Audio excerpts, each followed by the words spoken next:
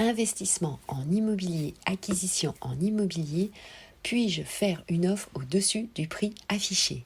Bonjour à toutes, bonjour à tous, ici Sophie Vergès, je vous souhaite la bienvenue dans ce nouvel épisode de la saison 2. Merci de suivre cette émission, votre émission Investir en immobilier, l'immobilier au féminin. En effet, c'est votre émission puisque je réponds régulièrement via des nouveaux épisodes à chacune de vos questions. Et aujourd'hui, c'est votre question, puis-je faire une offre de prix au-dessus du prix affiché? Alors, c'est pas commun comme question, mais c'est vrai que vous m'avez posé cette question et donc je vais vous y répondre. Cet article et cet épisode a été créé, vous le savez, grâce aux articles capital.fr. Évidemment, ils ont aussi des lecteurs qui se posent les questions de ce type et avec l'article également du Parisien. Donc ce sont deux sites de référence sur le domaine de l'immobilier et vous le savez, je vous en fais ici un résumé et je vous explique aussi mon point de vue, mon interprétation puisque l'objet aussi, vous le savez, vous pouvez m'envoyer des articles et je vous aide évidemment à mieux les lire, les interpréter pour votre investissement futur ou votre acquisition. Et vous savez que ça me fait toujours très plaisir de vous répondre. Alors, je sais que payer plus, vous allez me dire, c'est une drôle d'idée. C'est aussi votre question. Pourquoi?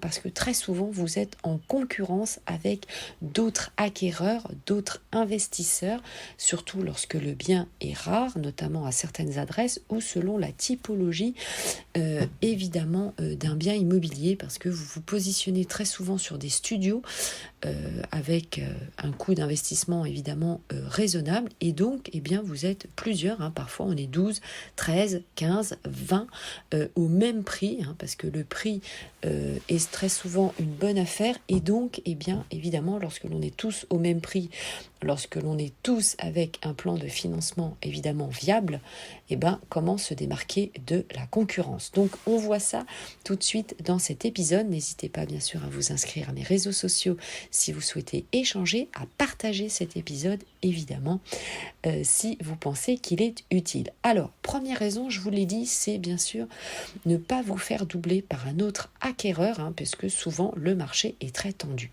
Par contre, attention, puisque lorsqu'un particulier met en vente un bien immobilier, il doit le vendre le prix affiché, non, ce n'est pas légal, puisque s'il veut mettre en concurrence et monter les enchères, les ventes aux enchères encadrées par les notaires notamment sont là pour ça et c'est un mode de vente bien spécifique. Donc attention évidemment, sinon il y a évidemment lésion et ce n'est pas évidemment logique de mettre un prix et de ne pas le vendre au prix affiché. Donc, si le bien est rare, en effet, si vous avez un coup de cœur ou si c'est une vraie affaire, ça vaut le coup de rajouter et n'hésitez pas à rester jusqu'à la fin de cet épisode puisque je vais vous dire évidemment combien il faut rajouter. Alors, renseignez-vous bien sûr sur le marché local avec les sites internet dont je vous parle régulièrement parce que acquérir au-dessus du prix, bien sûr, ça peut avoir des avantages, mais il ne faut pas que ce soit complètement décorrélé, vous le savez, du marché local, de l'état évidemment du bien immobilier. Donc, regardez sur les 3 sites de référence, je vous les rappelle évidemment rapidement. C'est le site impôt.gouv.fr avec votre numéro fiscal et votre mot de passe. Si vous n'avez pas de numéro fiscal, vous avez le site demande de valeur foncière ou appelé communément DVF et bien sûr le prixdesterres.fr. Vous avez aussi des renseignements. Donc je vous invite évidemment à regarder ces sites internet et vous allez vous faire un tableau bien sûr pour vous renseigner des différents prix des dernières transactions. Attention bien sûr, puisque vous le savez, certains biens immobiliers ont littéralement explosé. Le prix est complètement fou avec évidemment la crise du Covid. Donc regardez bien l'antériorité aussi des prix. Ça joue bien sûr. On s'attend évidemment à un lissage et à une retombée des prix. Donc dans certains cas, attention non plus à ne pas vous envoler. Alors dans la pratique, bien sûr, il peut arriver qu'un vendeur se tombe se trompe sur le prix de vente de son bien immobilier, il va s'en rendre compte évidemment lorsqu'il va avoir des offres, et donc ça, à ce moment-là, il va falloir réévaluer le prix. Mais c'est dans des cas évidemment très rares. Je vous rappelle que si le vendeur a déjà accepté une offre, eh bien, évidemment, il ne peut pas en accepter d'autres, même si c'est un prix évidemment plus élevé. Sinon, eh bien, en tant qu'acquéreur, vous êtes lésé, et donc vous pouvez lui rentrer en procédure contre lui pour l'obliger à une vente forcée ou à une indemnisation, évidemment, par rapport au préjudice choisi.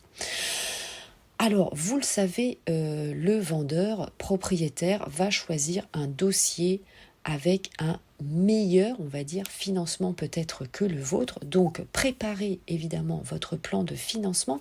Il doit être solide. Faites-vous accompagner, bien sûr, par un courtier en prêt immobilier, par votre banque, évidemment, pour que votre dossier soit le plus solide possible. Et surtout, le vendeur va regarder la date à laquelle vous souhaitez acquérir. Parce que si vous êtes, par exemple, sans condition suspensive de crédit, ça veut dire que vous pouvez évidemment acquérir. Puisque je vous le rappelle, vous n'êtes pas obligé de passer par une promesse de vente ou par un compromis. Vous pouvez signer directement l'acte authentique à partir du moment où le notaire va demander la DIA, la déclaration d'intention d'aliéner, pour savoir si le bien immobilier va être préempté ou pas. Donc ça peut aller très très vite. Alors c'est vrai qu'il y a des délais incompressibles, mais vous pouvez, ce qu'on appelle directement, passer à l'acte, évidemment. Donc ça peut être quelques jours, parfois ça peut se faire en 8-10 jours. Alors c'est sûr qu'il y a des délais, et les notaires n'aiment pas trop non plus aller trop vite, plus vite que la musique, mais sinon, en théorie, sachez qu'à partir du moment donné où vous avez la déclaration d'intention d'aliéner et que vous n'avez pas de problème de financement, vous pouvez acquérir assez rapidement. Donc, 1, je le rappelle, préparez votre plan de financement. 2, préparez également votre lettre d'offre et d'intérêt d'avance. Je vous ai expliqué via mes différents sociaux comment faire pour préparer votre lettre d'intérêt, c'est-à-dire qu'une fois que vous avez fini la visite, vous allez rajouter bien sûr les détails qui manquent, et directement, soit vous avez une petite imprimante de poche, ça existe, vous imprimez directement sur place, soit vous envoyez le mail directement à votre vendeur avec copie à son notaire, et l'offre est partie. Et ensuite, vous pouvez rentrer chez vous, évidemment, tranquillement, parce que sinon, le propriétaire vendeur va continuer les visites et peut accepter une autre offre, c'est-à-dire il peut vous dire oui par politesse, mais je vous rappelle que l'offre doit être évidemment contresignée. Donc sinon, hop, on imprime, on contresigne, on fait la photo et on envoie directement par mail au vendeur, copie au notaire. Alors combien? C'est le nerf de la guerre, évidemment, c'est combien vous allez devoir rajouter pour être au-dessus. Eh bien parfois, il suffit de peu, 500, 1000 euros. Tout simplement, ça vous différencie de votre concurrence, comme on dit, c'est le geste qui compte. Ça va prouver aux vendeurs, aux propriétaires vendeurs, évidemment, votre motivation et que vous voulez vraiment acheter. Donc, insistez, bien sûr, de manière cordial, évidemment. Vous le savez, on n'attrape pas, comme on dit, les mouches avec du vinaigre. Donc, soyez aimable, soyez toujours cordial et poli. Si le vendeur refuse, écoutez, vous irez faire une bonne affaire. Il n'y a pas de problème, il y en a d'autres. Deuxième option, évidemment, si vous passez par un professionnel de l'immobilier. Ça peut être une agence immobilière, un négociateur ou un chasseur en immobilier. Eh bien, vous le savez, c'est lui, par définition, qui va présenter votre dossier, évidemment, et va faire monter le dossier au-dessus de la pile. Donc, si vous augmentez évidemment le prix et l'offre du prix d'achat du bien, eh bien, pensez évidemment que son augmentation de sa rémunération, eh bien, faites un geste évidemment pour lui. Cela va aussi le motiver de rallonger une petite avance financière pour lui, et c'est tout à fait normal, puisqu'il va évidemment négocier votre dossier. Allez, eh bien ça y est, vous savez tout. Merci de m'avoir suivi jusqu'au bout. J'espère que cet épisode a pu vous aider. N'hésitez pas à le partager à vos amis. Et puis, on se retrouve bien sûr en commentaire sur mes différents réseaux sociaux. Cela me fera très plaisir d'échanger avec vous. Ciao, bye bye. Portez-vous bien et bon investissement. À tout de suite. Je vous embrasse. Bisous, bonne journée.